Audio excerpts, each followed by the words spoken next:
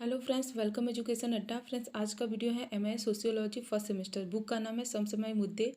ये समसामयिक मुद्दे का फर्स्ट पार्ट है। आपको 2 से 4 वीडियो में ये टॉपिक कंप्लीट हो जाएगा। तो मेरे चैनल पे बहुत से सोशियोलॉजी के बुक के सोर्सेज हैं। आप वीडियो चैनल पे जाके आप आसानी से अपने एग्ज़ाम की तैयारी कर सकते हो। और फ्रेंड्स, जो सोशियोलॉजी सब्जेक्ट है ये सेम ही होता है। आप किसी भी यूनिवर्सिटी से पढ़े हो उससे कोई मतलब नहीं है। बस यूनिवर्सिटी में टॉपिक वाइज चेंज ऊपर नीचे होते हैं, लेकिन जो सब्जेक्ट है वो सेम ही रहता है। तो उससे डरने की ज़रूरत नहीं है। आप वीडियो देखकर एग्ज़ाम की तैयारी कर सकते हो। तो देर ना करते हुए वीडियो को स्टार्ट करते हैं फर्स्ट क्वेश्चन से। फर्स्ट क्वेश्चन है कि जनजातीय से आप क्या समझते हैं? जनजातियों की प्रमुख विशेषताओं का उल्लेख कीजिए। नेक्स्ट क्वेश्चन है भारतीय जनजातियों का वर्गीकरण कीजिए। फिर तीसरा क्वेश्चन है भारत में सांस्कृतिक आधार पर जनजातियों की विशेषताएं बताइए। और चौथा क्वेश्चन है कि जनजातियों को परिभाषित कीजिए तथा इसकी प्रमुख विशेषताओं का वर्णन कीजिए। ओके फ्रेंड्स, तो आइए देखते हैं। फ्रेंड्स, मैं आपको सारे पढ़ के नहीं बताने वाली हूँ, बस हमको आपको हेडिंग वाइज बताएंगे। और जो मेन टॉपिक है मैं उसको आपको बताते चलूँगी। आप अपना नोट्स बनाइएगा तो उन्हीं चीज़ को कवर करिएगा। और आपको बहुत अच्छे से टाइम है तो आप सारे अच्छे से 1-2 बार पढ़िएगा। और अगर आपके पास टाइम नहीं है तो आप हेडिंग के साथ 1-2 लाइन अच्छे से पढ़ के समझ के एग्ज़ाम में लिख सकते हो। तो यहाँ पे बोल रहा है कि आधुनिक वैज्ञानिक युग में, जबकि वैज्ञानिक प्रगति के साथ साथ आज के मनुष्य ने अपने भौतिक और सामाजिक जीवन में आमूल-चूल परिवर्तन कर लिए, तथापि भारतीय समाज में अब भी ऐसे लोग हैं जिनकी सभ्यता और संस्कृति आदि प्राचीन है। हाँ, तो जनजातियों की जो सभ्यता और संस्कृति है काफ़ी प्राचीन है। उनका जीवन आज भी 2000 वर्ष पूर्व की स्थिति बताता है। लगभग 2.5 करोड़ ऐसे लोग हमारे देश के उत्तर, मध्य और दक्षिण भाग में रहते हैं। इन लोगों को जनजातीय या आदिवासी के नाम से संबोधित किया जाता है। तो आइए जान लेते हैं जनजाति का अर्थ एवं परिभाषा। तो फ्रेंड्स, आपको एग्ज़ाम में आपको डेफिनेशन तो ज़रूर पूछता है, नहीं भी पूछे तो आप एक इंट्रोडक्शन के तौर पे आप एक डेफिनेशन ज़रूर लिखें। कोई भी छोटा या बड़ा आप अपनी सुविधा के अकॉर्डिंग याद करना चाहिए आपको, और आपको डेफिनेशन लिखना चाहिए। तो मैं आपको एक डेफिनेशन पढ़ देती हूँ। आप अपने सुविधा के लिए जो भी पसंद है आप अपने नोट्स में लिखिएगा या फिर आप याद कर लीजिएगा। तो डॉक्टर D.N. मजूमदार ने लिखा है कि एक जनजाति परिवारों के समूह का संकलन होता है जिसका एक सामान्य नाम होता है। उनके सदस्य एक निश्चित भूभाग में रहते हैं, भाषा बोलते हैं और विवाह, व्यवसाय या उद्योग के विषय में निश्चित निषेधात्मक नियमों का पालन करते हैं और एक निश्चित एवं उपयोगी आदान प्रदान की व्यवस्था का विकास करते हैं।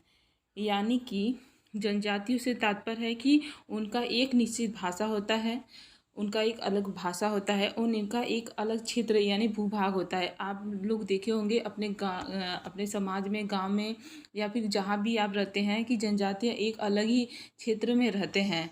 यानी कि हम लोग से काफ़ी अलग थलग वो लोग रहते हैं। और उनकी जो संस्कृति होती है बहुत ही आदिम होती है और हम लोगों से काफ़ी अलग होती है।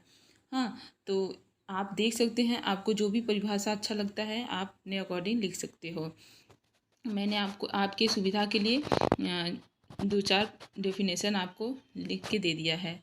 भारतीय जनजाति, तो आइए इसमें आपको यहाँ पे जो मेन है आपको ये सब कभी भी भूलना नहीं है। इसी पे आपको आपके एग्ज़ाम में अच्छे मार्क्स मिलेंगे। यहाँ पे बता रहा है कि सन 1951 की जनगणना में जनजातियों की जनसंख्या, आपको ये सब लिखना है।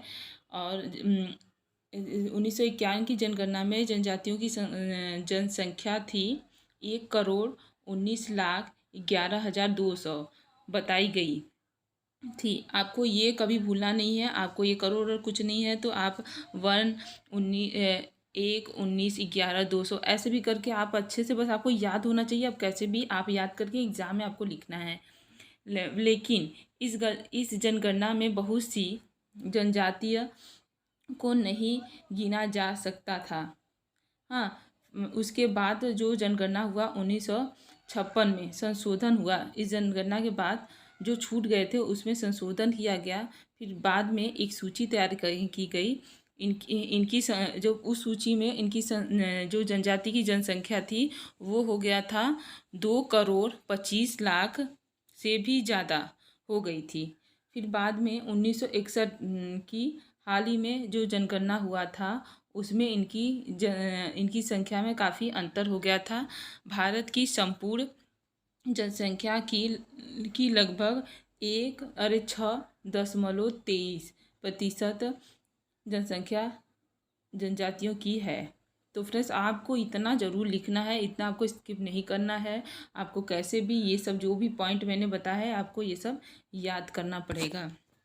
आइए देख लेते हैं कि भारतीय जनजातियों का भौगोलिक सांस्कृतिक भाषा इनको कितने आधारों पर वर्गीकृत किया जाता है। तो एक तो हो गया कि भौगोलिक सांस्कृतिक, एक तो भौगोलिक, दूसरा सांस्कृतिक, तीसरा भाषा, अर्थव्यवस्था के आधार पर इनको वर्गीकृत किया जा सकता है। हाँ, तो आइए जान लेते हैं। फर्स्ट है मध्य भारत। मध्य भारत जो है मध्य प्रदेश, बिहार, राजस्थान, उड़ीसा, हाँ आते हैं। तो यहाँ पे पाई जाने वाली जो जनजातियाँ हैं उनके नाम है फ्रेंड्स, बहुत ज़्यादा जनजातियाँ हैं। तो आप लोग को से जो भी उनको नाम याद हो रहे हैं तो आप लोग 4 से 5 ज़रूर याद करिए और एग्ज़ाम में अपनी नोटबुक में अच्छे से लिखिएगा। इसमें भील है, मेवा है, ऐसे नाम जो आपको अपने डेली रूटीन में भी आपको याद हो जाएंगे। हाँ, देखो यहाँ पे कमर से कमार आप याद कर सकते हैं। हाँ, गोड़ जो है तो जो गोड़ होते हैं हमारे गांव में मिलते हैं गोड़। हाँ, ये सब आप मुंडा हो जाते हैं, असुर हो जाते हैं, ऐसे चेरू हो जाते हैं। ऐसे ऐसे नाम है कि आपको आसानी से याद भी हो जाएगा। आप रिलेट करके याद करिए। तो ये सब आप नाम है जनजातियों के, आप नाम याद करिएगा। फिर नेक्स्ट है उत्तर पूर्वी। जो उत्तर पूर्वी क्षेत्र है भारत के उत्तर के में अंतर्गत जो भी आते हैं, जैसे हो गए बंगाल हमारा या आसाम हो गया और अन्य। ये थोड़ा मिस्टेक हो गया है, खैर छोड़ो इसको, आप लोग देख लीजिएगा। अन्य उत्तर पूर्वी क्षेत्र, जो उत्तर पूर्वी क्षेत्र आते हैं तो उसमें जो है जनजातियों के नाम यहाँ से यहाँ तक दिए गए हैं। आप लोग इसमें से भी आप याद कर सकते हो। जिसमें कछारी है, मिकिर है, खासी है, गारो है, हाँ ये सभी है। फीट है, चाग है, ये सभी जनजातियों के नाम हैं। हाँ, तीसरा है दक्षिण भारत। दक्षिण भारत, इसमें केरल, चेन्नई, मुंबई आदि क्षेत्र आते हैं। इसमें पाई जाने वाली जनजातियों के नाम में जैसे है रेड्डी है, हाँ और कोरावा है, और ये सब टोडा है, कोटा है। ये सब भी आप छोटे छोटे जो आपको याद हो पाए आप वो सब भी याद कर लीजिए। ठीक है फ्रेंड्स, आइए इस जनजातियों की विशेषताओं में देख लेते हैं। जनजातियों की विशेषता का यही है कि अगर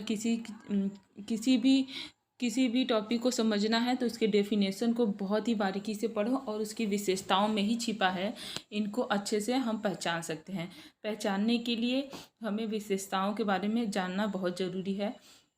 तो विशेषताओं के बारे में बता रहा है कि जनजातियाँ सभ्य समाज से दूर घने जंगलों के बीच निवास करते हैं। हाँ, इनका एक अलग क्षेत्र होता है, वो जंगलों में रहते हैं।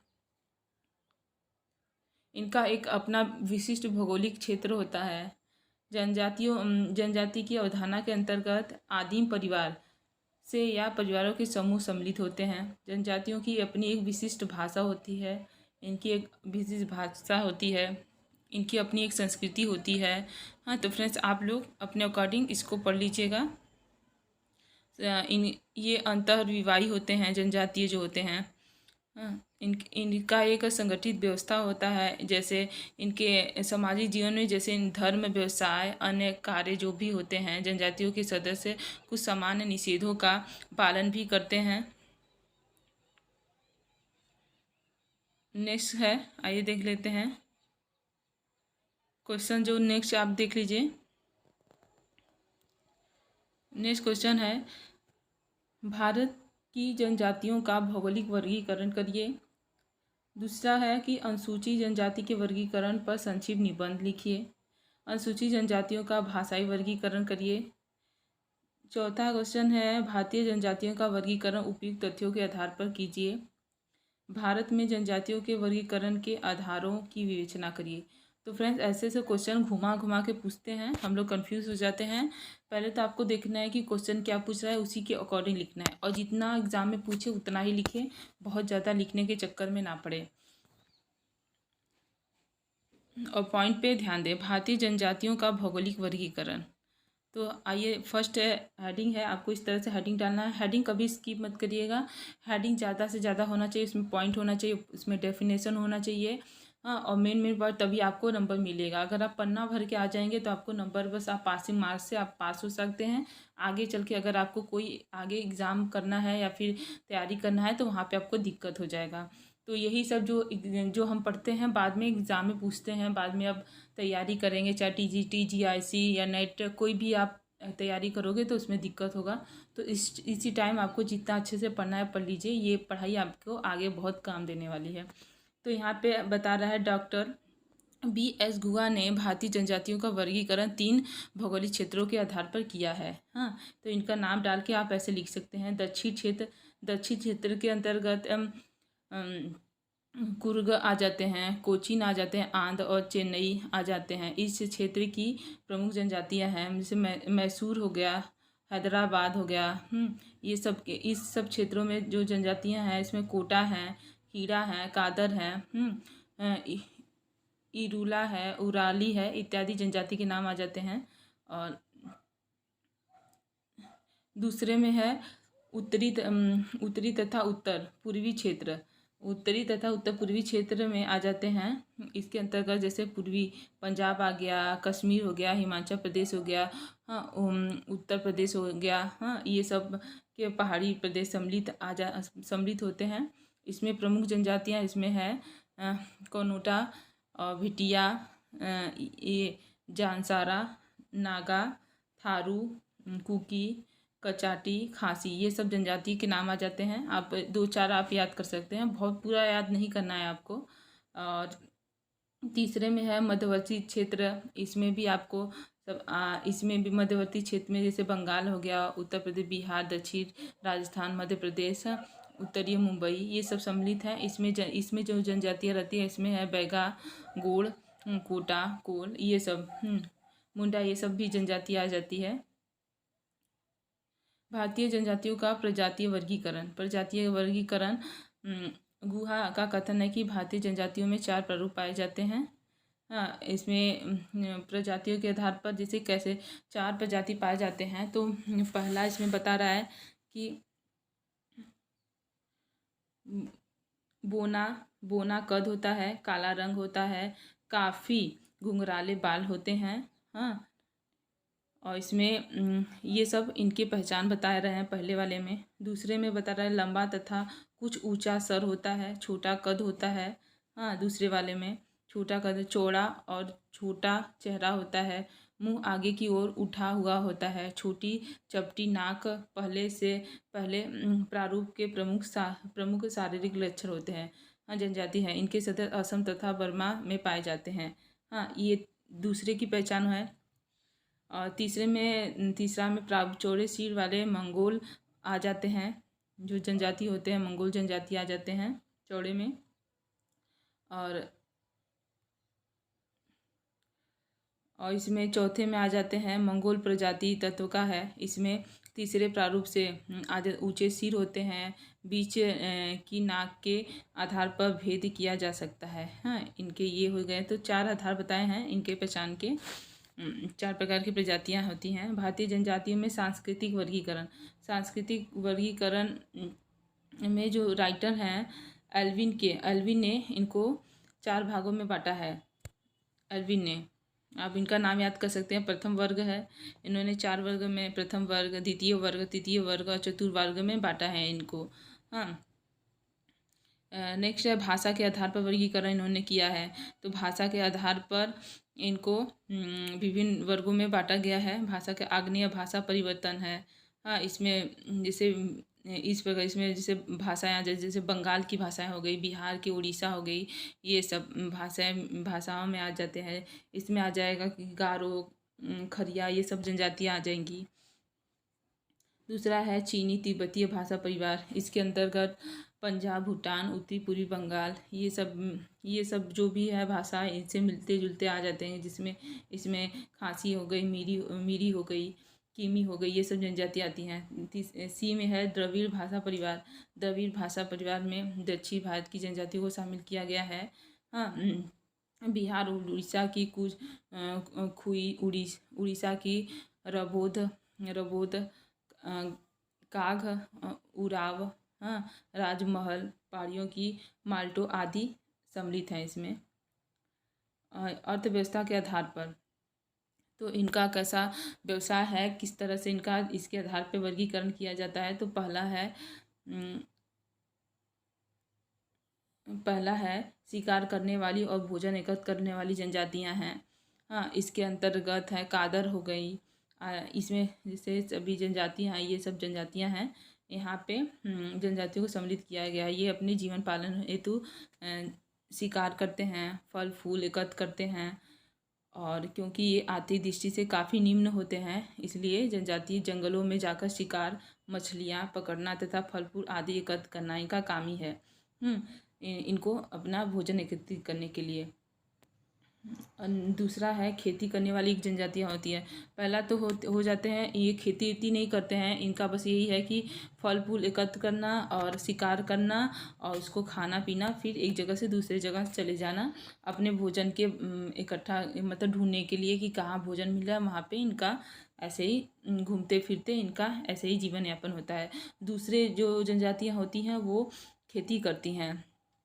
खेती करने वाली में आ जाती हैं उत्तरी पूर्वी मध्य भारत की अधिकांश जनजातियों को सम्मिलित किया गया है। इसमें ये खेती करने के उत्तम ढंगों का ज्ञान नहीं होता है, इनको बहुत अच्छा ज्ञान नहीं होता है, फिर भी ये खेती करते हैं और उन्हीं के आधार पर अपना जीवन यापन करते हैं। तीसरा है पशुपालन करने वाली जनजातियाँ। इसमें नीलगिरी क्षेत्र के जितने भी आ जाते हैं जनजाति, जैसे टोडा हो गए, हाँ, ये सब दूध और पशुपालन करके अपना जीवन यापन, उसको बेचकर अपना जीवन यापन, बकरी पालन, ये सब करते हैं। और चौथा है उद्योगों में लगी हुई जनजातियाँ। उद्योग धंधों में लगी हुई जनजातियाँ जैसे बिहार, बंगाल, ये सब के में जो जनजातियाँ आती हैं उनमें सम्मिलित की गई है। और ये सब जो भी जनजातियाँ हैं क्षेत्र के आधार पे ऊपर दिया गया है, तो आप ऊपर से देखकर आप ले सकते हो, पढ़ सकते हो। आइए फर्स्ट यूनिट का थर्ड क्वेश्चन देख लेते हैं क्या है। क्वेश्चन है जनजाति की परिभाषा दीजिए, जनजाति की प्रमुख समस्याओं की विवेचना करिए। नेक्स्ट क्वेश्चन है जनजातियों के व्यापक विकास हेतु उनकी समस्याओं के निदान के लिए किए गए प्रयत्न का विवरण कीजिए। तीसरा क्वेश्चन है जनजाति की प्रमुख समस्या क्या है, निवारण किस प्रकार किया जा सकता है। चौथा है भारत में जनजाति की प्रमुख समस्या, जनजाति समस्या के निवारण के सुझाव दीजिए। भारत में जनजातियाँ, तो आइए जान लेते हैं फ्रेंड्स। ये जो टॉपिक है आपका यहाँ से यहाँ तक, ये आपको याद करना बहुत इंपॉर्टेंट है, इसी से आपको अच्छा खासा नंबर मिल जाएगा। तो आइए इसको देख लेते हैं एक बार। इसमें बता रहा है कि 1991 में जनगणना के अनुसार भारत में कुल 573 जनजातियाँ या जनजातीय समूह हैं। जो सन 1911 में जनगणना हुआ था उसमें जनजातीय जनसंख्या था 1,02,95,165 और सन 1991 में बढ़कर हो गया था 6,77,58,380 हो गई। जनसंख्या की दृष्टि से महत्वपूर्ण जनजाति जो थी इसमें गोंड हो गए, भील और संथाल। सन 2011 में इनकी जनसंख्या वृद्धि हुई थी, इसमें काफ़ी वृद्धि हो गई थी। आप लोग देख सकते हैं 10 करोड़ से भी ज़्यादा वृद्धि हो गई थी। तो ये तीनों आपको टॉपिक याद करने पड़ेंगे, इन्हीं में आपको अच्छे खासे नंबर मिल जाएंगे। ओके फ्रेंड्स, तो आप इसको देख लेते हैं। आइए आगे बढ़ते हैं। ओके फ्रेंड्स, जनजातियों का अर्थ जो है, जनजातियों का अर्थ है यहाँ पे बता रहा है कि जनजातियों से तात्पर्य है ऐसे मानव समूह से समझ लिया जा सकता है कि जिनका रहन सहन, रीति रिवाज, हाँ, बहुत आदिम होता है, यानी बहुत ही पुराना होता है, बहुत ही पुराना। हाँ, सुनी सुनाई बातों पर वो अमल कर जाते हैं, पुराने रीति रिवाज रूढ़ियाँ। हाँ, न कपड़े पहनने का ढंग, न खाने का तरीका, उनका रहन सहन बिल्कुल आदिम होता है, एकदम पुराना होता है। देखो, आदि इनको जनजातियों को आदिवासी अथवा वन्य जाति शब्द से भी संबोधित किया जाता है। तो ये क्योंकि इनकी संस्कृति काफ़ी अलग होती है, इनकी भाषा काफ़ी अलग होती है, तो इनको जनजातीय नाम से संबोधित किया जाता है। आप यहाँ पे देख सकते हो, पढ़ सकते हो। नेक्स्ट है जनजातियों की परिभाषा। आपको इसमें 4 से 4 5 जो भी है डेफिनेशन आपको मिल जाएगा। आपको एक डेफिनेशन याद करना है। लिंटन ने कहा है कि साधारणतया जनजातीय अनेक भ्रमणशील झुंडों का एक समूह है जो एक भूभाग पर रहता है तथा जो अपनी सांस्कृतिक असमानताओं, निकट संपर्क, सामाजिक हितों के आधार पर एकता से बंधे रहते हैं। तो ये इसमें आप कई डेफिनेशन हैं, आप अपने अकॉर्डिंग लिख सकते हो, याद कर सकते हो। और आइए इनके यहाँ पे कुछ पॉइंट दिए गए हैं जिससे इनको अच्छे से परिभाषित किया जा सकता है। जनजाति प्रत्येक जनजाति किसी निश्चित भूभाग में निवास करते हैं। जनजाति एक बड़ा समुदाय है। अनेक जनजातियों की जनसंख्या लाखों में पाई जाती है। हाँ, प्रत्येक जनजाति का एक विशेष नाम होता है। जनजातियों के सदस्यों को एकता के सूत्र में बांधने का काम करता है। प्रत्येक जनजाति की एक पृथक भाषा होती है। तो इसी तरह इनको पहचाना जा सकता है। आपको पॉइंट सारा दिया गया है, आप वीडियो को पॉज करके आप अच्छे से पढ़ सकते हो। अनुसूचित जनजाति का अर्थ यहाँ पे दिया गया है, इसको देख लेते हैं। अनुसूचित जनजाति के अर्थ का प्रश्न है। भारत में स्वतंत्रता प्राप्ति के बाद संविधान के अनुच्छेद 342, आपको ये लिखना है, 342 के द्वारा राष्ट्रपति को अधिकार है कि वह विभिन्न क्षेत्रों के राज्यपालों की सलाह के आधार पर भारत की किसी भी जनजाति को अनुसूचित जनजाति घोषित कर सकती है। आपको इतना आप लिख लेंगे तब भी कोई बात नहीं है। भारत में इन समुदायों को जनजाति के रूप में देखा जा सकता है। इनकी जो संख्या थी 838 थी। इस दशा में महसूस किया जा सकता है कि विभिन्न राज्यों में जनजाति बहुत पिछड़ी हुई है और अनुसूचित जनजाति घोषित करने की उनकी विभिन्न समस्याओं को दूर किया जा सकता है। तो आइए जान लेते हैं जनजातियों की समस्या एवं उनके निवारण के उपाय।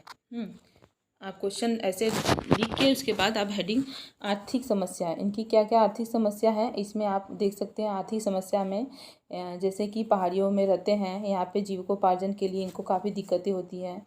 इन्हें भोजन का तलाश करना पड़ता है, रोटी अनाज आदि के लिए मकान, काफ़ी दिक्कतें का सामना करना पड़ता है यहाँ पे। दूसरा स्थानीय खेती संबंधी समस्या हो जाता है। हाँ, यहाँ पे ये लोग खेती पे निर्भर होते हैं, ये रोज़गार तो करते नहीं हैं और यहाँ पे खेती बड़ी आदिम ढंग से की जाती है जिससे अच्छे फसल नहीं उग पाते हैं इनको। और ऊपर से इनको इसलिए दूर दूर जगह जाना पड़ता है, खेती इनकी हस्तांतरित होती रहती है। हाँ, खेती से न केवल ज़मीन ही खराब होती है वरन फसल भी बहुत कम मात्रा में होती है, इसी कारण इनको भूखे मरना पड़ता है। दूसरा है स्थानीय भूमि व्यवस्था संबंधी समस्या। इसमें ऋण देना या भूमि को अपने कब्जे में कर लेना जो निकट के निवासी लोग होते हैं इस तरह से करते हैं, जिससे इनको काफ़ी दिक्कत का सामना करना पड़ता है। जंगल संबंधी समस्या, आजकल जंगल ठेकेदार के हाथों में जो भी काटते हैं। हाँ, तो जहाँ जंगल इतने कट रहे हैं तो वहाँ पे इनके खाने पीने की काफ़ी दिक्कत का सामना करना पड़ता है। पांचवा है ऋणग्रस्तता की समस्या हो गई है। हाँ, व्यापारी तथा महाजन इन भील जनजातियों को ऋण से के चक्कर में फंसा लेते हैं और उनकी ज़मीन छीन लेते हैं, इसलिए इनके ऊपर काफ़ी कर्जे हो जाते हैं, इसलिए भी इनको काफ़ी दिक्कत का सामना करना पड़ता है। पांचवा है औद्योगिक श्रमिकों की समस्या। खानों, चाय के बागानों तथा कारखानों में काम करने की स्थिति तो और भी दयनीय है। इन्हें परिश्रम का उचित परिश्रमित जैसे इनका पैसा नहीं दिया जाता। इनसे काम तो कराया जाता है लेकिन इनको जितना इनका पैसा होता है, उनको परिश्रम का पैसा जितना होता है उनको नहीं मिलता है, तो ये भी एक इनका समस्या है। तो आइए देख लेते हैं आर्थिक समस्या को दूर करने के क्या क्या सुझाव है इसमें। इसमें कानून द्वारा आदिवासियों को एक संरक्षण प्रदान किया जाए कि उनके हाथ से उनकी भूमि न निकल सके। ये है, आपको इसमें 4-5 ऑप्शन है, बहुत सारे, आप पढ़ सकते हो इसको। अगर मैं एक एक पढ़ूंगी तो काफ़ी लंबे हो जाएंगे वीडियो। हस्तांतरित खेती का अंतर कर दिया जाए। इस प्रकार की कृषि से भूमि कटाव अधिक होता है। इनको सरकार के द्वारा बीज मिलने चाहिए, हाँ, यांत्रिक तरीकों के द्वारा इनको शिक्षा दीक्षा देनी चाहिए, इससे क्योंकि ये आसानी से अच्छी खेती कर पाए। और यहाँ पे घरेलू उद्योग धंधों तथा छोटे उद्योग को सरकार आर्थिक सहायता तथा संरक्षण प्रदान करे इनके लिए। ये सब पॉइंट आप लिख सकते हो। दूसरे में आ जाता है सामाजिक समस्या। सामाजिक समस्या में इनका बाल विवाह, छोटे उम्र में ही शादी करा देना, ये इनकी समस्या हो जाती है जनजातियों की। कन्या मूल, यहाँ पे कन्या मूल मुद्रा के महत्व के बढ़ाने के कारण यहाँ कन्या मूल्य आदान प्रदान किया जाता है, क्योंकि पहले कन्या मूल वस्तुओं के रूप में दिया जाता था, परंतु यह मूल्य मुद्रा के रूप में भी लिया जाने लगा। कन्या मूल्य में दिन प्रतिदिन वृद्धि होती जा रही है। ये भी इनका एक सामाजिक समस्या बन के सामने आ रहा है। युवा गृहों का पतन हो रहा है। युवा गृह क्या होते हैं, इनको शिक्षा दीक्षा और अच्छे मार्ग पे ले जाने के लिए एक कार्य करता था, तो इनका काफ़ी पतन हो रहा है। तो ये भी इनकी एक काफ़ी समस्या बन गई है। वेश्यावृत्ति, घातक रोग आदि। इन जनजातियों की निर्धनता का लाभ उठाकर रुपये का लालच देकर व्यापारी, ठेकेदार, एजेंट आदि इनकी स्त्रियों तथा कन्याओं के साथ अनुचित यौन संबंध स्थापित करते हैं, और यह संबंध बाद में विवाह, यौन संबंध, पाशवी विवाह, विच्छेद की समस्या उत्पन्न, बीमारी, ये सभी काफ़ी इनकी समस्या है सामाजिक। आइए जान लेते हैं सामाजिक समस्या दूर करने के क्या क्या उपाय इसमें हैं। कानून की सहायता के द्वारा बाल विवाह को रोकना चाहिए। कन्या मूल प्रथा ये सब हटाना चाहिए। युवा गृह का पुनर्स्थापना करना चाहिए। हाँ, वेश्यावृत्ति को रोकना चाहिए। आर्थिक स्थिति को इनको सुधारना चाहिए। तो ये हो गए इनके कुछ सुझाव, आप लोग देख सकते हैं। आप वीडियो पॉज करके आसानी से देख लीजिए, कोई जल्दी नहीं है।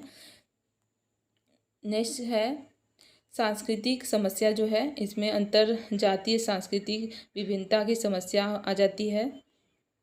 इसमें भारतीय जनजातियाँ ईसाई, मिशनरी, हिंदुओं के संपर्क में आते हैं। इसलिए इनके जैसे इनके संस्कृति में काफ़ी अंतर होता है। जैसे हिंदू की रीति रिवाज का थोड़ा असर पड़ता है, और दूसरी तरह और भी जो भी हैं जनजातियाँ, उनके संस्कृति का भी काफ़ी प्रभाव पड़ता है इन पे। भाषा की समस्या हो जाती है। दूसरी संस्कृति के जब संपर्क में आते हैं तो इनके भाषा में काफ़ी अंतर होता है।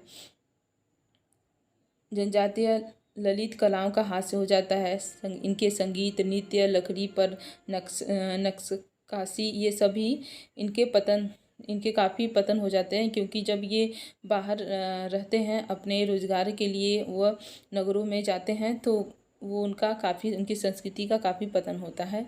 धार्मिक समस्याएं, इनकी धार्मिक समस्या भी है कुछ कुछ। यहाँ से आप पढ़ सकते हो। हिंदू धर्म और ईसाई धर्म के प्रभाव से आने में इनमें 2 समूह बन जाते हैं, जिसमें हिंदू धर्म को अपनाने वाला समूह और दूसरा ईसाई धर्म को अपनाने वाला समूह। इसमें परस्पर विरोध होता रहता है, झगड़े होते रहते हैं। इसमें धार्मिक समस्या को सुलझाने के कुछ उपाय हैं, इसमें दिए गए हैं। धार्मिक अंधविश्वासों को हटाना चाहिए। धर्म को एक वैज्ञानिक स्तर पर लाना चाहिए। जनजातियों की ललित कलाओं की रक्षा करनी चाहिए, और जैसे कॉलेज स्थापित करना चाहिए इनके लिए एक अलग से। स्वास्थ्य संबंधी समस्याएं भी हो जाती हैं इनका, जैसे इनके हैज़ा, मलेरिया, तपेसी, यौन रोगों से पीड़ित काफ़ी लोग ये सब रहते हैं। तो इनके लिए अच्छे उपाय करना चाहिए। हॉस्पिटल या फिर सरकार की तरफ से इनको कुछ सहायता प्रदान करना चाहिए। स्वास्थ्य संबंधी समस्याओं को सुलझाने के उपाय, इसमें चलते फिरते अस्पतालों की व्यवस्था होनी चाहिए। जनजातीय लड़के लड़कियों को कंपाउंडर तथा दाई की ट्रेनिंग दी जानी चाहिए। ये सब भी है। उनकी आदतों तथा प्रथाओं के विरुद्ध कोई भी कदम नहीं उठाना चाहिए। ये सब भी है, आप देख सकते हो, आप लिख सकते हो, पढ़ सकते हो। शिक्षा संबंधी समस्या भी इनकी है। इनके शिक्षा संबंधी जो सुझाव भी दिए हैं इन्होंने, जनजातीय भाषा में भी शिक्षा की व्यवस्था लानी चाहिए। स्कूलों में जनजातीय त्योहारों, नृत्य, खेलकूद आदि का आयोजन कराना चाहिए। शिक्षा के साथ ही इन्हें क्राफ्ट तथा व्यवहार आदि का प्रशिक्षण भी देना चाहिए। जनजाति 7वां है राजनीति तथा प्रशासनिक समस्याएं। आदिवासियों में शिक्षा के अभाव के कारण राजनीतिक जागृति नहीं के बराबर होती है। देश के प्रति उनका क्या उत्तरदायित्व है। नेक्स्ट है कल्याण योजनाएं।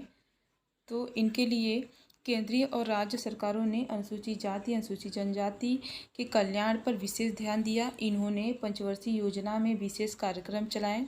जनजातियों को जनजातियों के कार्यक्रमों की नीतियों को ध्यान में रखते हुए इन्होंने प्रथम स्तर पर इनके जीवन स्तर को सुधारने का प्रयास किया और दूसरी तरफ कानून के द्वारा प्रशासनिक सहायता भी प्रदान किया। इनके हितों का संरक्षण किया गया और फरवरी 1989 ईस्वी में राष्ट्रीय अनुसूचित जाति जनजाति वित्त एवं विकास निगम की स्थापना की गई और राष्ट्रीय स्तर पर संस्था बनाया गया और इनके लिए अनेक योजनाएं और वित्त पोषण सहायता भी प्रदान किया गया। आइए नेक्स्ट क्वेश्चन देख लेते हैं। जनजातियों का बाह्य जगत से संपर्क तथा उनसे उत्पन्न समस्याओं का वर्णन। तो बाहरी जगत से इन जो संपर्क हुआ इनसे क्या क्या समस्याएं हुई, इसी के बारे में है ये क्वेश्चन। तो इसमें है जनजातियों को बाहरी लोगों के संपर्क में अनेक समस्याएं उत्पन्न हुई।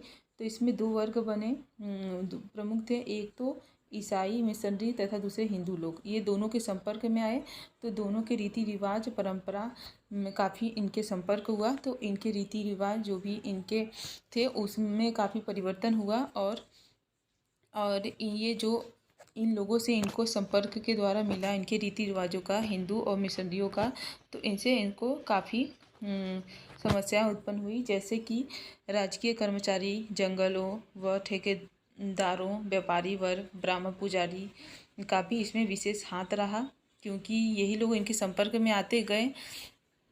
जनजातियों के लोगों में रोजगार पाने हेतु मूल निवास से इन्होंने अपने स्थान को छोड़ना पड़ा क्योंकि इनको अपने जीवन यापन के लिए रोजगार चाहिए था जीवन जीने के लिए। तो ये अपने दूसरे प्रदेशों में जाने लगे। दूसरा है स्वतंत्रता प्राप्ति के पश्चात संविधान ने जनजातियों को विशेष अधिकार भी प्रदान किए थे। यातायात संचार के साधन भी जनजातियों का बाहरी जगत से संपर्क स्थापित करने में पर्याप्त सहायता दिया। विशेषकर धर्म परिवर्तन, अनुकूलन या आत्मसातकरण की प्रवृत्ति इनके परिणाम स्वरूप जनजातीय लोगों ने अपने रीति रिवाज परंपराओं को त्याग कर सभ्य जातियों के रीति रिवाज का अनुसरण किया। जैसे हिंदू के संपर्क में आकर इन्होंने बाल विवाह प्रथा को अपनाया तथा छुआछूत की समस्या सामने आई। ये सभी समस्याएं सामने आई। संपर्क के परिणाम स्वरूप बाल विवाह जैसी सभी कुरीतियाँ भी इनके सामने आई। तो ये सब पॉइंट है, आप लोग देख सकते हो। वीडियो को पूरा अच्छे से देखकर पढ़ के आप अच्छे से अपनी एग्ज़ाम की तैयारी प्रिपरेशन कर सकते हो। वीडियो पसंद आए तो चैनल को सब्सक्राइब कर दीजिए और वीडियो को लाइक कर दीजिए और ज़्यादा से ज़्यादा शेयर करने की कोशिश करें। आज के लिए बस इतना ही, फिर मिलते हैं एक न्यू वीडियो के साथ।